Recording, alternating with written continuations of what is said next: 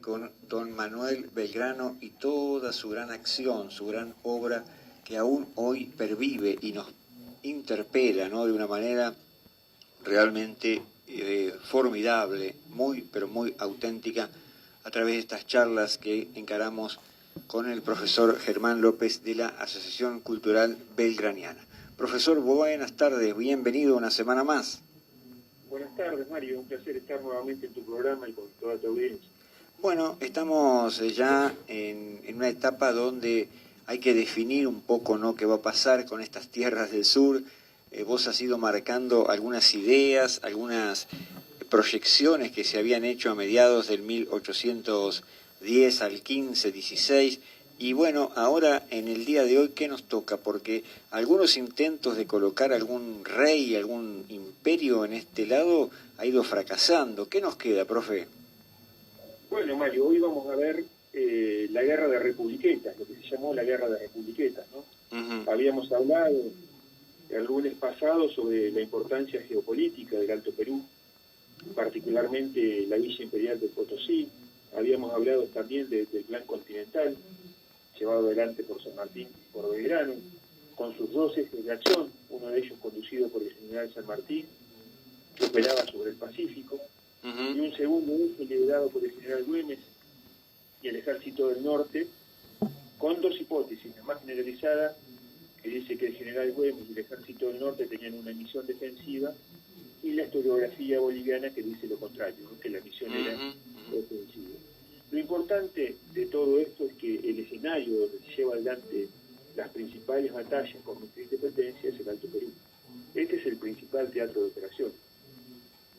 Estos territorios eran inhóspitos, lo que favorecía las operaciones insurgentes, que de eso se trata la guerra de la republiqueta, llamadas así por Mitre.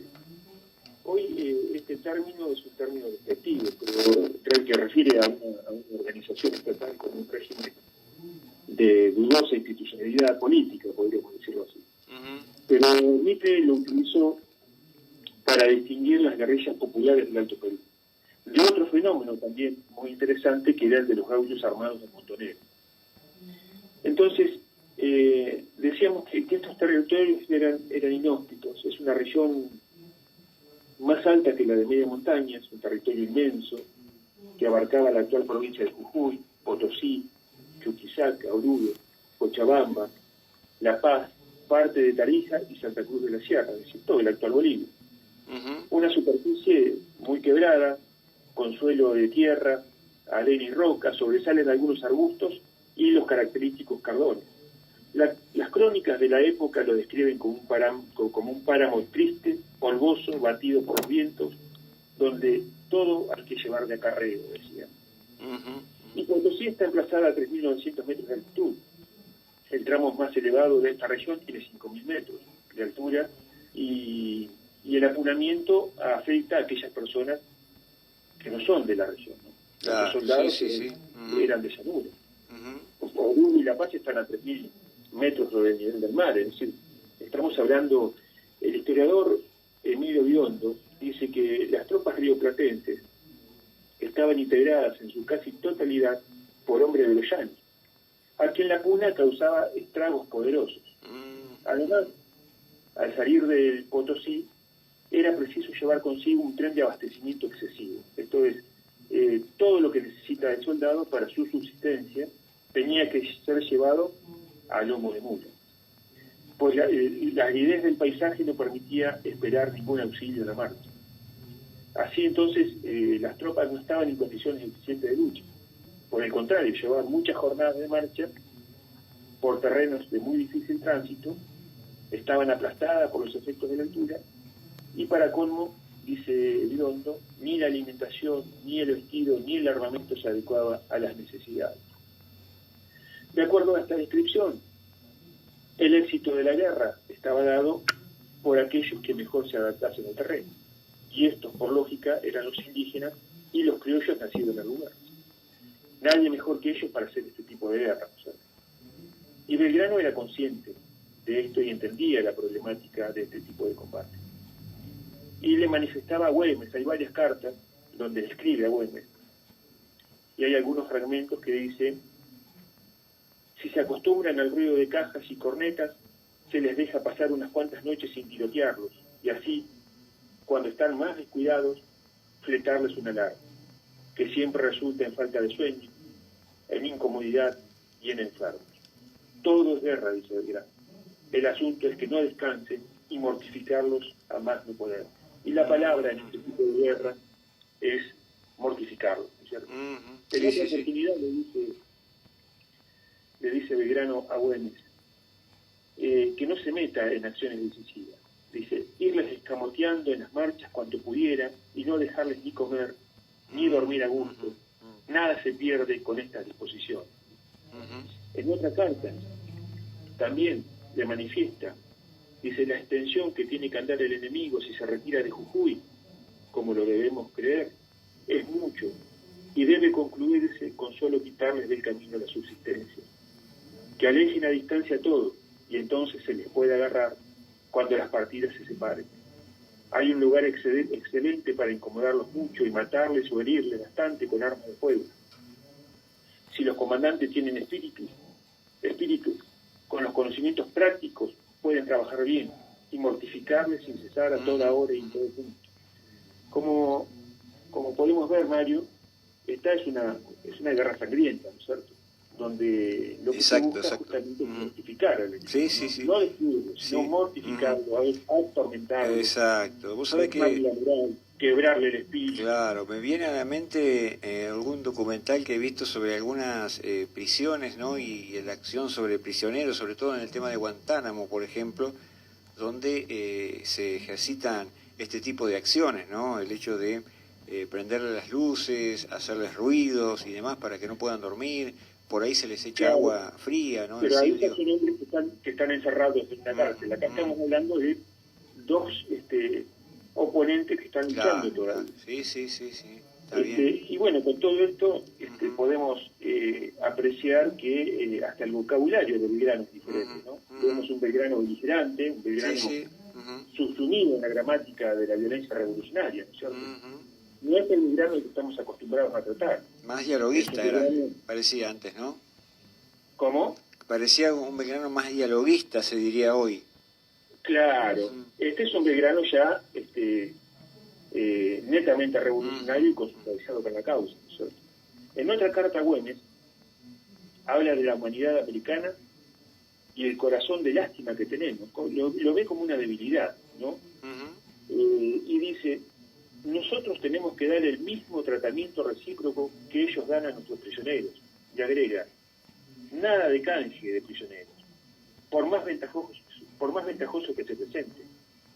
Sufran los que cayeron prisioneros. Los romanos nunca canjeaban. Yo tengo la idea de que los prisioneros no merecen mucha consideración, porque muchas veces es efecto de no haber cumplido bien con su deber. Muy duro Belgrano acá. Se lo manifiesta a Güemes.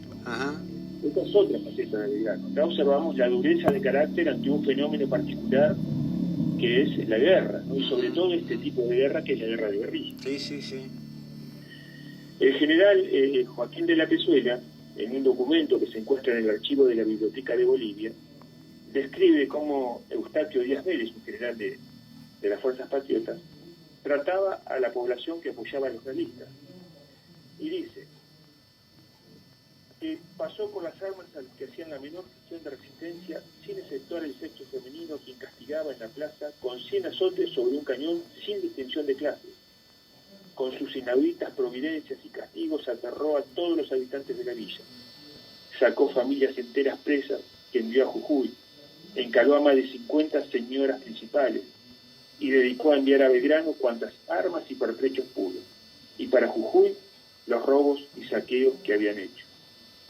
Esta es la crítica que hace Pezuela a los criollos y el tratamiento que se le daba a la población. Los realistas hacían otro tanto con las familias que apoyaban a los patriotas, lo que nos da una idea de cómo se vivía esa guerra, ¿no es cierto? El periodo de mayor actividad insurreccional en la historia de las republiquetas se desarrolló entre 1814 hasta 1816, y fueron 7 regiones: la republiqueta de Larecaja, Ayopaya, Valle Grande, Santa Cruz, Chayanta, Cinti y La Laguna. Esta región es donde operaba Juana Zurduy. El lunes que viene vamos a hablar de esta mujer, que lideraba un batallón de 1.400 hombres ella sola. Qué bárbaro, sí. De observar esto. Sí, porque en una sociedad con las características de aquellos tiempos, donde la mujer no participaba en la toma de decisiones, acá nos encontramos con una mujer que conducía hombres. Claro, ¿cierto? claro. Sí. Entonces, la pregunta es, ¿qué características debe tener esta mujer para que esos hombres, que eran gauchos que hacían un culto a la valentía y al coraje, que no aceptaban órdenes de cualquiera, se dejasen conducir hasta la muerte por una mujer? Sí. Y me parece que esto necesita un tratamiento aparte. El lunes que viene lo vamos a ver si te parece mal. Vos sabés que en las últimas horas el presidente de Bolivia, Arce, en su mensaje por el 198 aniversario de la independencia boliviana, destacó, entre otras figuras, a Juana Zurduy. La destacó, digamos, como una de las heroínas, ¿no?, del país. Sí, claro. Y claro. Sí. El esfuerzo de la mujer en este tipo de guerra, en la guerra de Republiqueta, fue, ya lo vamos a ver el lunes que viene, encomiable, ¿no es cierto? Sí. Porque la guerra en estas regiones fueron sangrientas, ¿no?, por parte de los dos bandos, que es una de las características que tiene este tipo de guerra. Claro, es una guerra muy particular. Esta guerra también se estaba practicando en España en contra de las fuerzas napoleónicas, ¿no? Comienza ya este tipo de combates, tuvo una rápida expansión después por Hispanoamérica. Y su táctica principal es la sorpresa seguida del dominio y conocimiento del territorio. Otro aspecto a considerar en este tipo de guerra es la conformación social de las tropas irregulares, ¿no?, que participaban. Porque participaban todos los estratos sociales y todos podían correr la misma suerte, es decir, caer en manos del enemigo y ser expropiados, en caso de ser terratenientes, de ser propietarios, luego encarcelados y posteriormente quedar en el desamparo. Así que esta situación extrema colocaba en igualdad de condiciones a los que tenían algo para perder y a aquellos que no tenían nada. Claro, exacto. Entonces, este tipo de lucha es predecesora de lo que después se llamó la nación en armas. Es decir, todos los recursos puestos en función del esfuerzo de la guerra. Todos los integrantes de una sociedad participan en sostener esa guerra. Acá no hay grandes desarrollos tecnológicos detrás de esto. Es la guerra que pueden hacer los países pobres, una guerra de baja intensidad, se llamaría ahora. Por el contrario, la guerra que hacen los ejércitos profesionales, que generalmente es apoyado por el uso intensivo de la tecnología, es para los países desarrollados y es una guerra de alta intensidad. En este caso, los caudillos procuraron la subsistencia de sus republiquetas generando recursos a través de métodos creativos. Por ejemplo, se improvisaron talleres de herrería, de fundición, carpintería, sastrería, se almacenó pólvora, se almacenó municiones, equipo, vestuarios, etcétera. Esto también lo hizo San Martín en Cuyo. Movilizó todos los recursos económicos, no solamente de la región de Cuyo, sino también de las provincias aledañas, ¿no es cierto?, generando todo un circuito económico. Entonces, la guerra revolucionaria necesita inexorablemente del apoyo de la población local, particularmente en actividades relacionadas con la obtención de información, que es muy importante, aprovisionamiento, sanidad y la negación de recursos a los realistas. Y la experiencia de la guerra revolucionaria de 1810 a 1824, dice Jesús Trejo, que escribe un artículo muy interesante que se llama La guerra de Republiquetas, una guerra no convencional, dice, mostró la importancia de las masas campesinas y originarias y de sus formas de lucha, la guerra de guerrillas y la guerra de recursos, retirando todos los posibles abastecimientos del alcance de las tropas enemigas. Se mostraron como un instrumento imprescindible en este tipo de guerra. Para finalizar, Mario, lo que pretendemos hacer es contextualizar el proceso revolucionario, ¿no?, para comprender el escenario en el cual actuaban nuestros patriotas y desde ahí entender sus conductas. Esta guerra en el Alto Perú fue de carácter popular y significó la entrega de vidas, recursos y donde no se escatimaron esfuerzos, ¿cierto? Y fue una guerra donde el concepto del pueblo en armas adquiere la mayor relevancia. Y este tipo de guerra, como decíamos recientemente, el rol de la mujer fue sustancial. Y el lunes que viene vamos a hablar de cómo actuaron y cómo se desempeñaron en esta guerra, y donde su mayor exponente fue Juana Azurduy. Exactamente, profe, como siempre muy pero muy didáctico, clarísimo en la explicación.